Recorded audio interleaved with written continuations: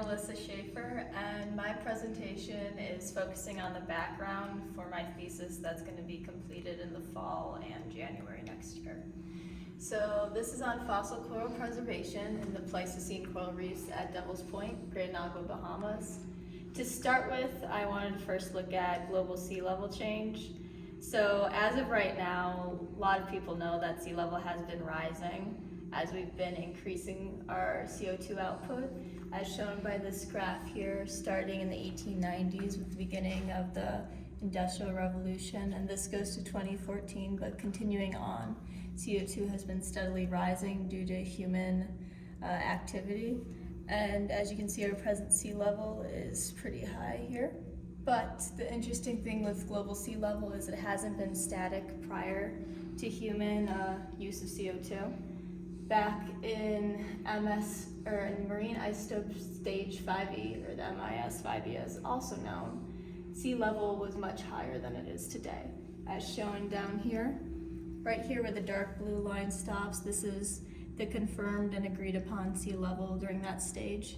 But interestingly enough, there is a discrepancy between 6 to 9 meters of a sea level increase that may have occurred during this time. That would be 129,000 to 160,000 years ago, roughly. So by examining carbonate coral reefs, we hope we can see if there was a global extent and effect of this rapid sea level rise. So currently, the MS5E has 4 different conclusions. One was that it was a period of globally stable sea level rise, so sea level got up to this height and stayed there for the period. Or there may have been 2 points at which sea level peaked, fell, then peaked again, reaching the 6 to 9 meters. Or with a stable sea level at this point, then followed by that sea level rise of 6 to 9 meters. Or it could have been multiple drops and rises until it eventually reached this height. So by focusing in on the Bahamas, we can get a good idea of what marine isotope stage 5e was like. So the Bohemian Island chain is composed of carbonate platforms that are tectonically stable. So it's very easy to see the coral reefs preserved from this time period as they were when they were alive. And of the Bohemian Islands, 2 islands are important for this, the San Salvador Island and the Great Inagua Island. So on San Salvador Island, we have the Coburn Town Fossil Reef. And this is the largest and most studied fossil reef of the MIS 5e. And the data there shows that there was a definite rise in sea level, followed by a drop, and then another rise higher than previously. And now if we look at Great Inagua Island, which is the final island in the Bohemian chain, Devil's Point Fossil Reef has an even clearer wave cut platform. So we can see that sea level rose, dropped, then rose higher than before. And it is estimated that the minimum length of this high stand was about 1,000 years. So looking more in depth at the Devil's Point Fossil Reef, we can see here that Reef 1 was the older reef that developed during the high stand. So sea level went up to here, then at some point fell back down. And here is the Devil's Point discontinuity, which once sea level fell was the surface, and this is an erosional layer that formed.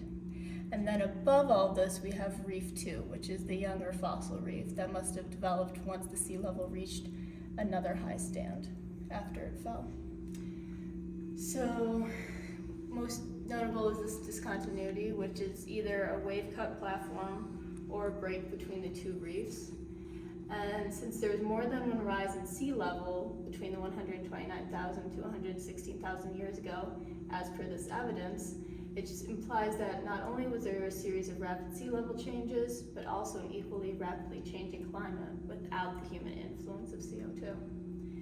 So my research will come in where Devil's Point left off. So I'm going to use the Bahamas as basically a yardstick and continue down that carbonate chain to Turks and Caicos. And so by using the data obtained in the Bahamas, I can look at the island of West Caicos as an opportunity to expand on the other understanding of the link between what is preserved in coral reefs and global mean sea level change. So my specific questions I hope to answer are, will the timing of the sea level high stand recorded on West Caicos be the same as Devil's Point? And if it is, will we see a discontinuity there? Then if we see a discontinuity there, will we see others as well as proposed? that there may have been 3 to 4 total peaks in sea level over the course of this time. If there are differences, why could that be? Because right now, what is happening in the Bahamas is pretty much agreed upon as a regional event. But if it continued into Turks and Caicos, that would make it more of a global effect. So we could see how far that really stretches.